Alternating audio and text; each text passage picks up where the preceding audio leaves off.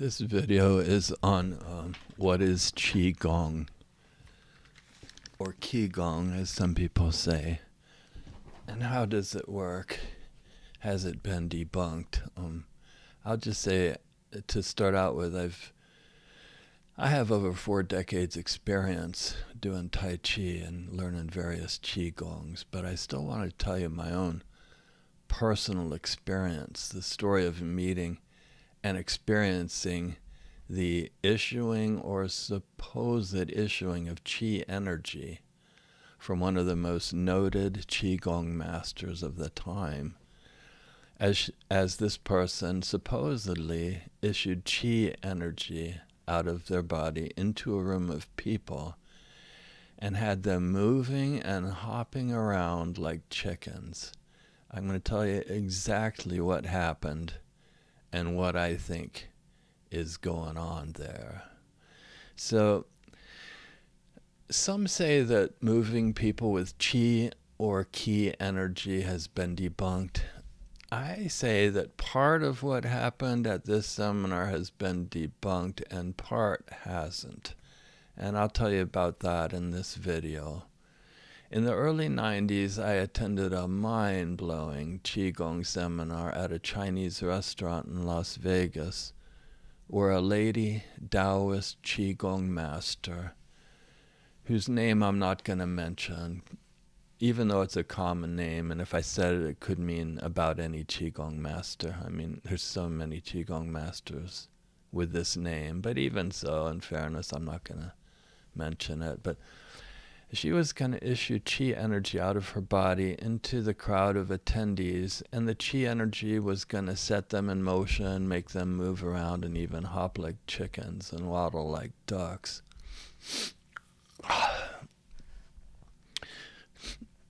In the process of moving around, the Qi, or the Qi energy, as they're hopping around, bouncing and doing all kinds of stuff, that movement is supposed to help open up the new Qi energy circulations and pathways. And this improved circulation of Qi was supposed to help balance and heal their bodies, minds, and spirits to whatever degree it was able to. Well, back then in the early 90s, man, I gotta tell you, Las Vegas was desperate for every bit of Chinese culture that it could get. I had previously been a missionary in Taiwan, man, and when I moved to Las Vegas, I was looking for Chinatowns and everything that's culturally Chinese that I could find, and there really wasn't much back then. Now it's pretty dang good, though, but back then there just wasn't very much. So any interesting Chinese cultural event that could come into town, man, we all looked forward to it. I don't remember how we found out about this event. Maybe it was at the Lianhua Buddhist temple or reading about it in the Chinese newspaper. In whatever way we learned about it, my Tai Chi and Bagua classmates and I, we decided to check it out together. And so when we showed up at the Chinese restaurant, there was a pretty good crowd, man. What they did is they offered a free or low-priced informational kind of orientation as to what this type of Qigong was all about and what was involved.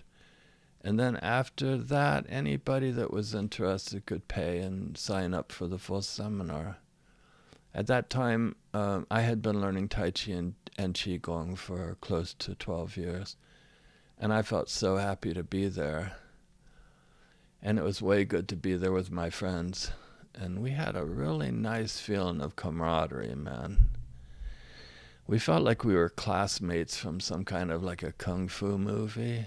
So, and I was strutting along thinking I had skills and all that. But when I walked past the mirror, what I saw in the mirror was I looked like a little high-voiced, snot-nosed sinophile. That's someone that is keen or likes Chinese things. But so I felt like I was some kind of kung fu star, but man, from the outside, I looked like I had nothing. And then the Taoist Qigong master arrived. And when this master showed up, man, she appeared quite youthful and in good health. I would guess that back then she would have been about 40 or 50 years old, but she only looked about 28. And in fairness to her, it did look like her method of practice had brought her some good health results. Our Tai Chi teacher at the time was Master Alwyn Sitzun Liang from the Las Vegas Wanto Tai Chi Association. That's spelled W-A-N, Wan, and then T-O-U, which is Toe. And his father had been one of the favorite students of the Tai Chi master Chen Wei Ming. And he also attended the introductory seminar and sat at one end of the room and watched. And I, for one, was really glad he was there. And I think all of us were, because we figured that if this Qigong was the real thing, right, he would, I mean, if anybody would know, he would definitely know. And just watching his reaction to see what he does, man, that could help us decide if we should pay to take the full seminar or not. So we closely watched his reaction to the demonstration. After the demonstration, though, man, he just sat there. He didn't comment on it one way or another, and just decided not to take the seminar himself. So I guess it was just up to each individual person to decide if they'd take it. So now let's consider for a moment, is it even possible for Qigong powers or Qi energy to be used in such a way as to move people? And I know that ideas similar to those taught at this seminar have been debunked as dependent on hypnosis or the power of suggestion. But not all of what I may have seen or witnessed that day. This type of effect has been studied and attributed, like I said, to hypnosis and the power of suggestion. And it's been shown that to get people moving around like that, moving and squirming and hopping like chickens, they generally first need to see an orientation with a demonstration of the response that is expected. If they can know the response that is expected, then many of the people in the room will do exactly like what they saw demonstrated, and then will move around and hop and do all that. But here's the surprising thing. If you just bring someone in off the street that doesn't know what's going on or what's expected, and have them, so they don't see the demonstration, right? They don't know what's going on. And then you have the Qigong master just stand there, or you have that person just stand there blindfolded, while the Qigong master does the exact thing, you know, all their, whatever they do to get the people to respond. Even if that teacher uses the exact same energy issuing technique, or whatever you want to call it, on them, they won't respond. They don't know what's going on. They just stand there. So that was kind of disappointing to me. I was really hoping that it would be such a thing that whether the person has had the lecture or not, the orientation as to what's going to be expected or not, even if they don't know what's going on, you could do that and they would still move and everything like that. You know, that's what I was hoping for. But in fairness, I did not see that kind of a test done at this seminar, but I've seen it on YouTube. So I will say, in fairness to this very healthy, wonderful Qigong master person, that I didn't see her tested in that way, and I didn't see her fail in that way either. But like I said, I have seen several other tests of Qigong masters in videos, even way famous ones, where one moment they're able to do it, and then someone shows up from off the street, doesn't know what's going on or what's expected, and just stands there without moving. I was hoping that this kind of Qigong technique would always work. That's just what I'm trying to say, and that it would work on everyone, and not because they were hypnotized or in some trance. So here's what happened at the Qigong introduction. The Lady Qigong Master had previously collected video testimonials of people from previous seminars that had experienced or imagined some benefit. She showed us the videos first of their testimonials, so we were sitting there watching it like that. And person after person after person, man, all of them raved about this type of Qigong and described the before and after benefits that they thought they had obtained. They also testified about their various health conditions. And this Qigong master had one or two assistants there at the event too. One assistant was a young Chinese guy, probably around 30 years old. And he testified in person, too. And then she demonstrated her method of issuing Qigong energy out of her body while exhaling, and got him squirming and moving all around, hopping in front of us like a kung fu chicken. He looked like he had termites in his pants. After we saw that, we for sure knew what was expected. I mean, no doubt about that. And we knew how we might respond.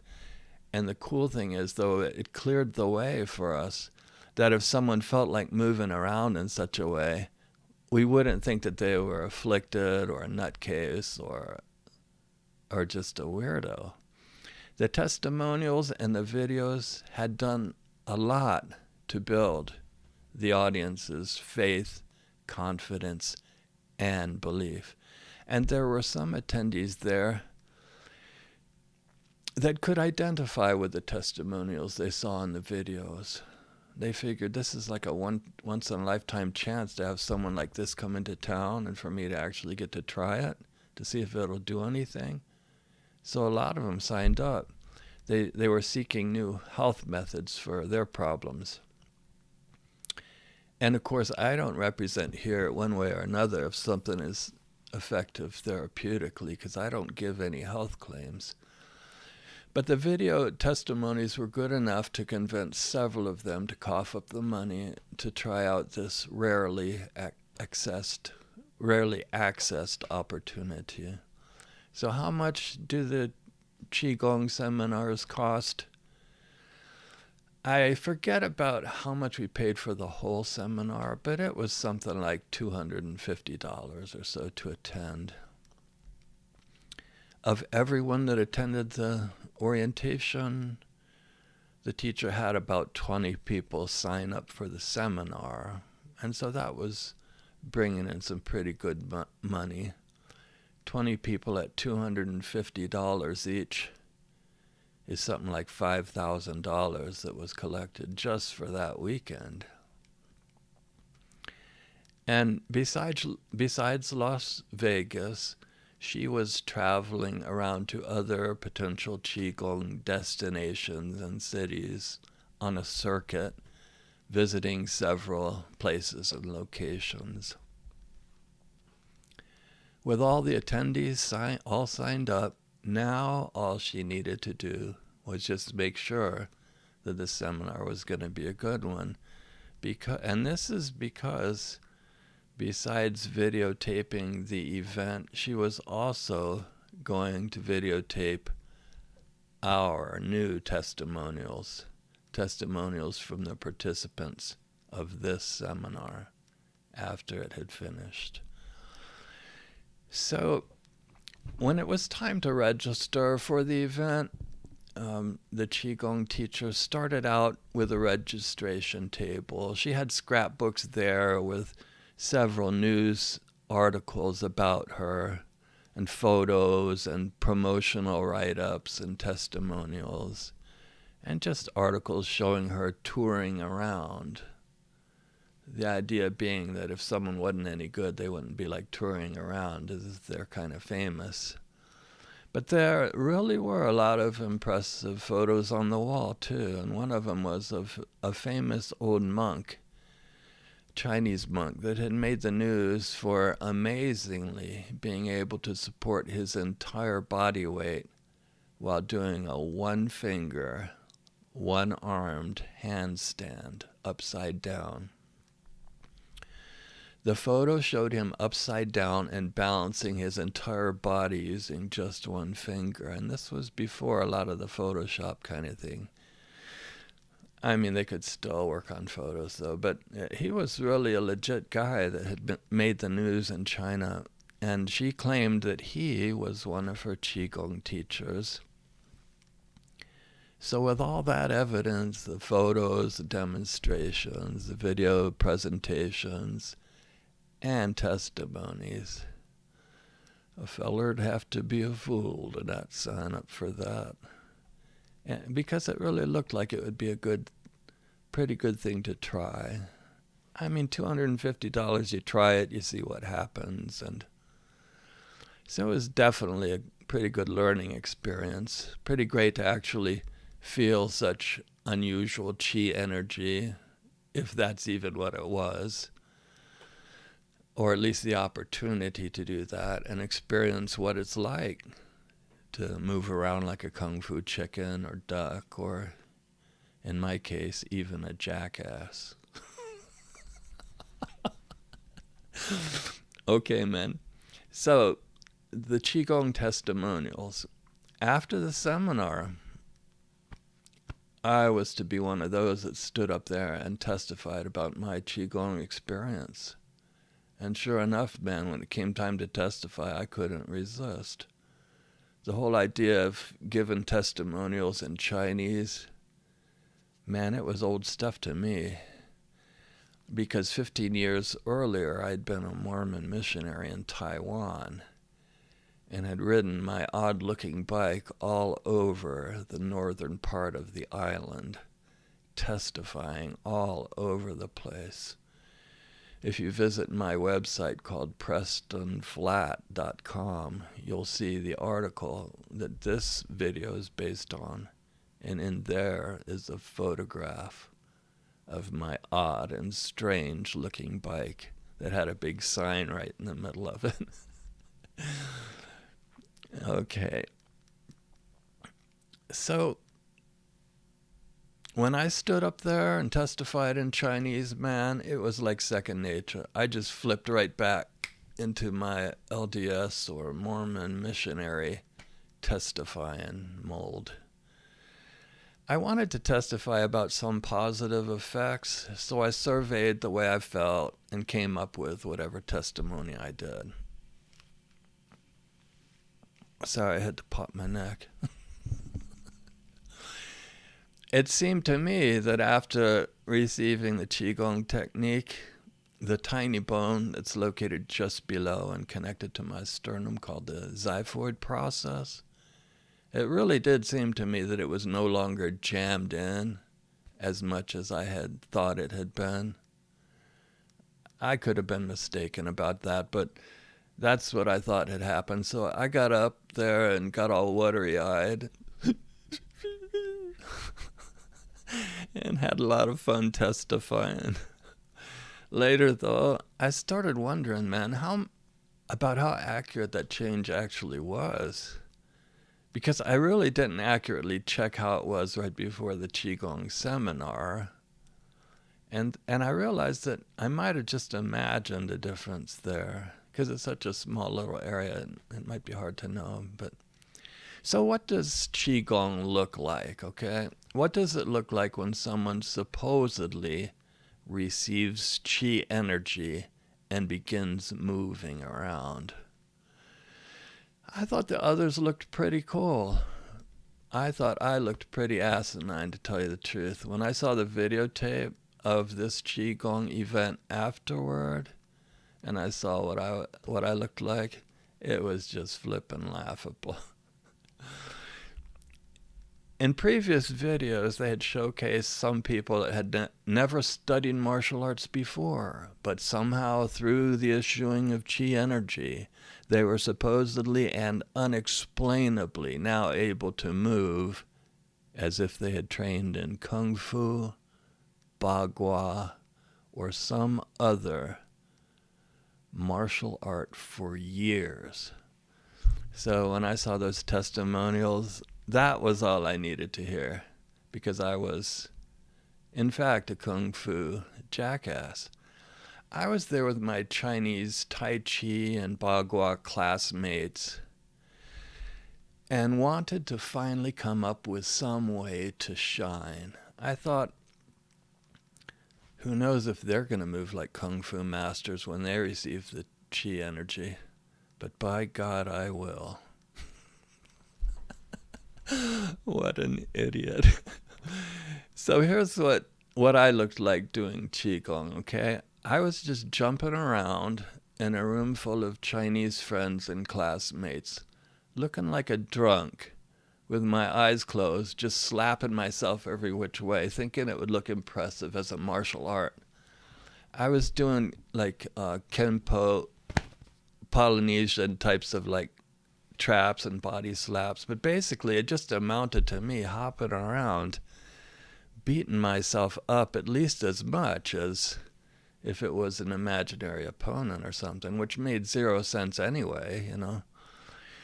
It was probably left over from the Kaju Kempo days in Dover, Delaware, or maybe the Shorei Kempo days at BYU. I saw the video of it later. It did not look impressive. It looked way, way stupid. And it was for sure a crack up. But what does it feel like? What does Qigong feel like? To me, it didn't feel like anything supernatural or out of the ordinary. I could not detect any unusual or irresistible wave of energy coursing through my body or leading the movements. But the response potential was there to come up with some kind of movement, and so I did. Maybe someone else experienced it differently, in fairness, you know, it's possible. I didn't want to look like I couldn't feel the Qi energy, because that would mean that I was spiritually dense, especially when the others there apparently could. And man, they were starting to move. I was standing there not moving, and they were starting to move. And I was thinking, crap. Others could supposedly feel it because they're starting to move, and I'm just standing here like an idiot. I didn't want to look like I couldn't feel the Qi movement, so this is how I figured it, and this is what I did. I asked myself that if I was inclined to move in some direction, what direction would that be? What direction of movement would be the easiest? I mean, would it be this way or that way, or, you know? And then I just moved in that direction till I felt like that movement had dried up or was drying up, and then just surfed that direction of ease, wherever it would lead. And if I got stuck, I retook inventory, kind of asked the question again, even though I was kind of asking it in a continual sort of way. And I found the next easiest movement or range of possibility and did that. Well, one movement led to the next, and man, I was moving. So basically, when it was time to lift or move an arm, if it moved one way and that seemed easier than moving it another way, I simply followed the direction of ease. And actually with Tai Chi, this kind of matches it, because you use relaxation, and by relaxing, the Qi or vital energy can flow through the body. So it kind of makes sense to move in an area of relaxation or ease. And when that movement seemed kind of too boring or not flashy enough, and especially when the video camera came around, I essentially just bailed on that idea so I could try coming up with some kung fu that would look cool on video. And that ended up with me looking like a flippin' fool out there. Externally, I know that it looked like the postures were generated by chi energy issued by the teacher. I mean, there she was going, like that. And in fairness to her, maybe some were, but to me, I just felt like I was moving as always, naturally and under my control. Part of the explanation at the seminar was that the teacher's energy was going to amplify the already present healing energy, the energy already present in the attendees. So it would basically amplify the chi or amplify the effect. So that was part of the explanation. Now let's consider for a minute if Qigong seminars are even worth it.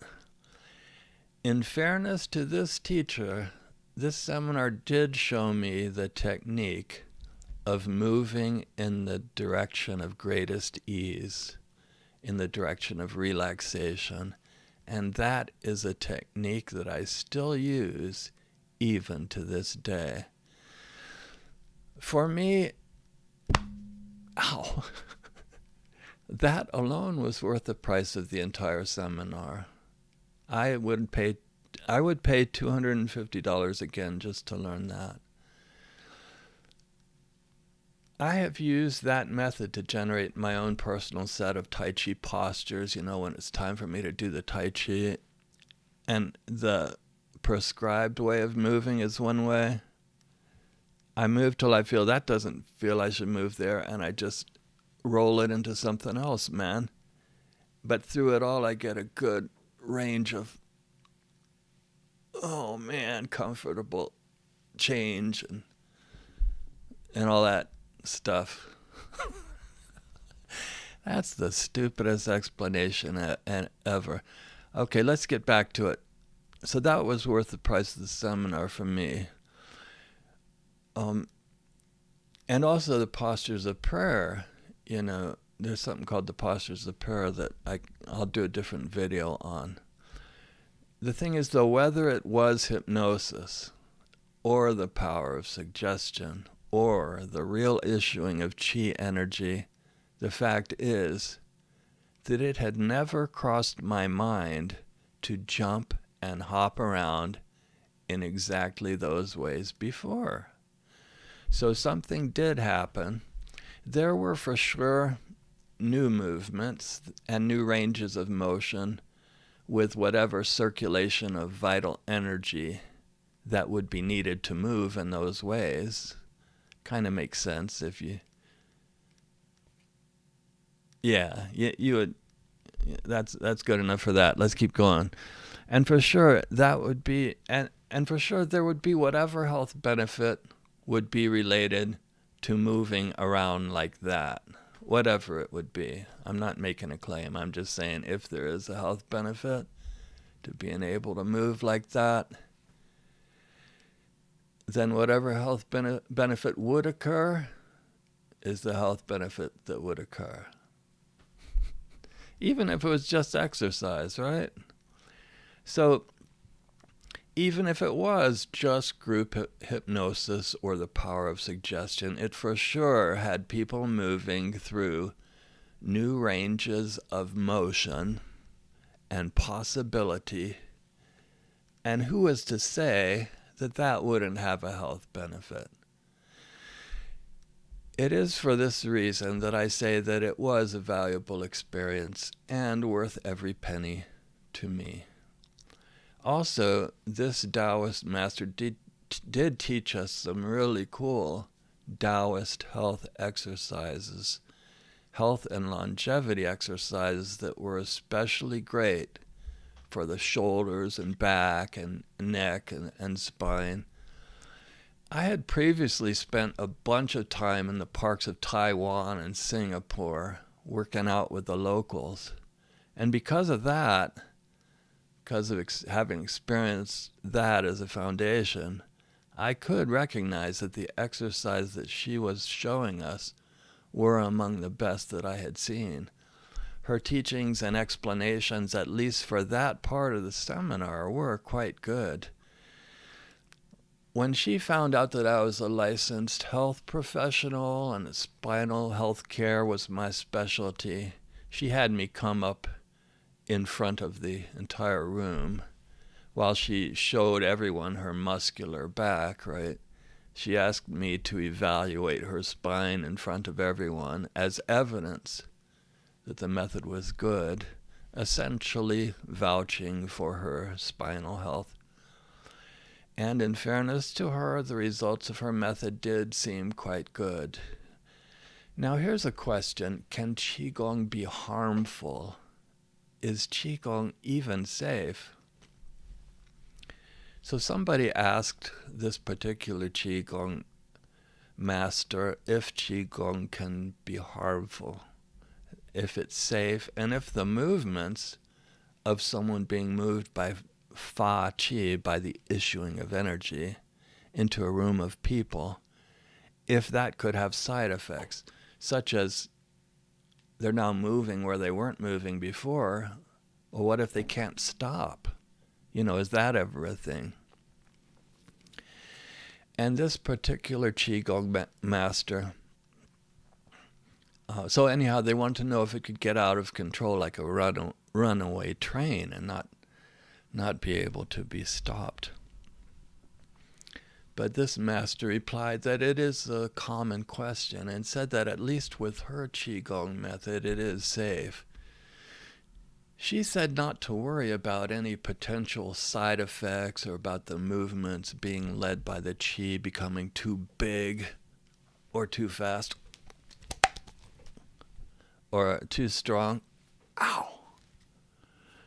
Because she was there and was trained in the way to prevent or to solve that. She said that her method of Qigong is not harmful and is safe. So once again, that implied, when you think about it, that she would have some kind of spiritual ability or technique, that she could control such a thing. So that's interesting. We're going to come back to that. What does a Qigong master do? So what was the Qigong master's actual technique like? What did she do? Well, she did act as if she had spiritual powers. She appeared almost like a conductor, like a leader of music or a choir director. But instead of music, it looked like she was the leader of movements, right? It appeared that she was leading the movements with her whole body, including her face, man. And so what she did is she had the attendees form a circle, right? And she would walk along behind them, along the outside of the circle. She'd walk behind one person and pause, standing right behind them, and she would be pacing that person's movements. Perhaps mimicking them exactly, perhaps timing whatever she was doing in a way that would somehow correspond or match theirs.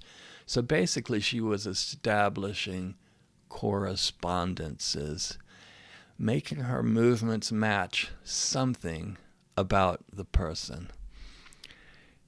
It looked like she would match perhaps their rate or depth of breathing, or some other subtle movement of the person, and gradually, kind of in training with them, then lead those very movements to become either smaller or bigger.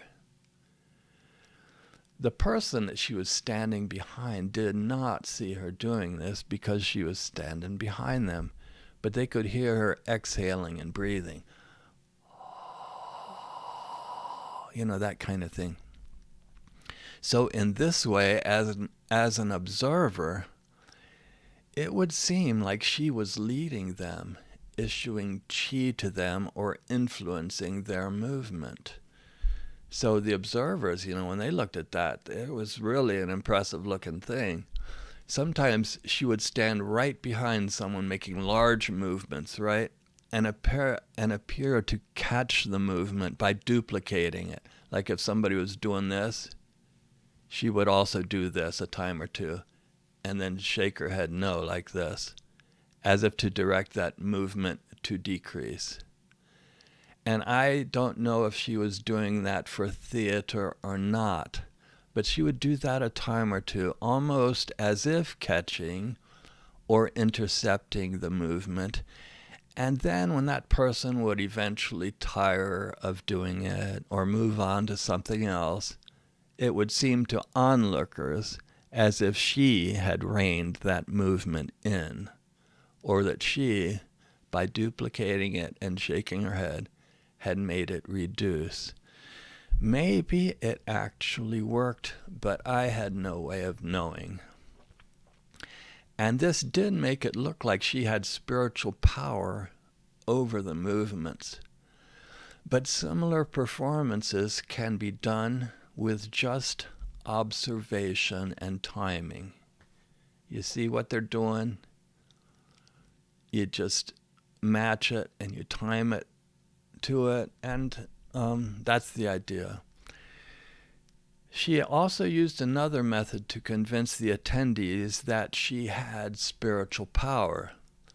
She told them that they can keep practicing this even when they return home, and that no matter where in the world they are, they should start the practice by saying a certain mantra, and in respect to this person, I'm not going to duplicate the mantra here, but it'll be so close that you'll know what it is.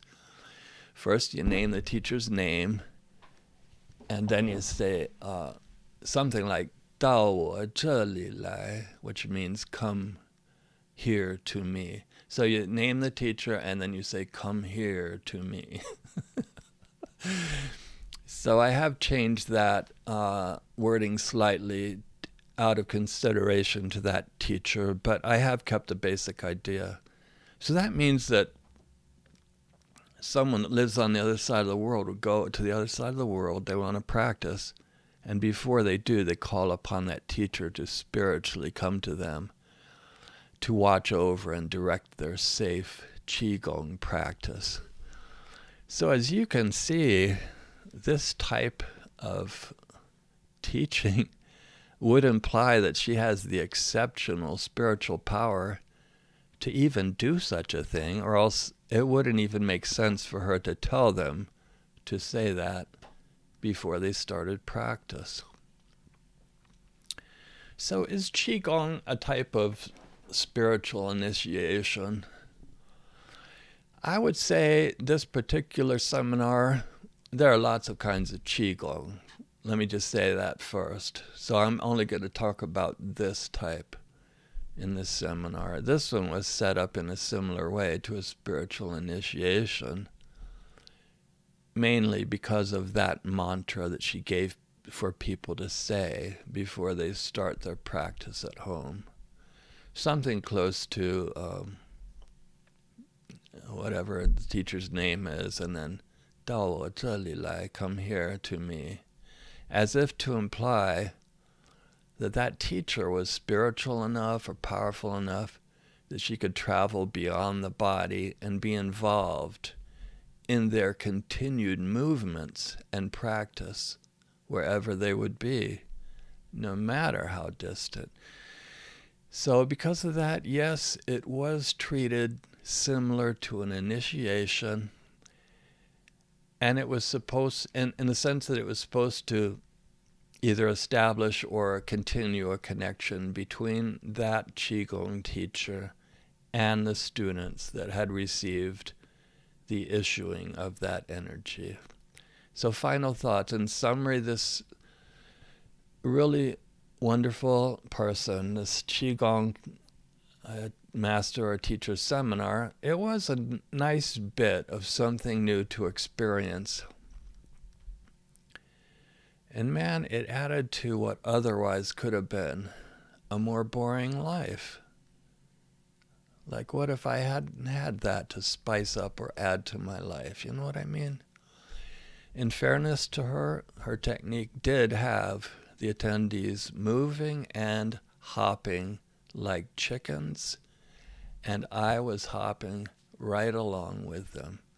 In that sense, though it may have been due to hypnosis or the power of suggestion, it was a real technique that actually, why would I say it's real? Because it actually produced movement in people without any physical contact. You look at them before it starts, they're just sitting there or standing there. You look at them while she's doing that, they're hopping around. So definitely there's some change, some effect there. So that is interesting. Without any physical contact, someone claiming, in this case, to issue chi energy into a room, whether it works exactly that way or not, they can indeed have a room full of people moving around doing kung fu type of movements and hopping like chickens. Now, I'm going to do another cool video on this kind of parlor trick that if a person does, it makes it seem like you are knocking the person off their feet without touching them. That's probably going to be, that's going to be one of my next videos. It is just a parlor trick, but I'm going to explain how it works. So look for that. It's already written about on my website, and it's called How to Do No Touch, Touchless, No Contact, Strikes, and Throws. And it's just one way that it could work. So will you please subscribe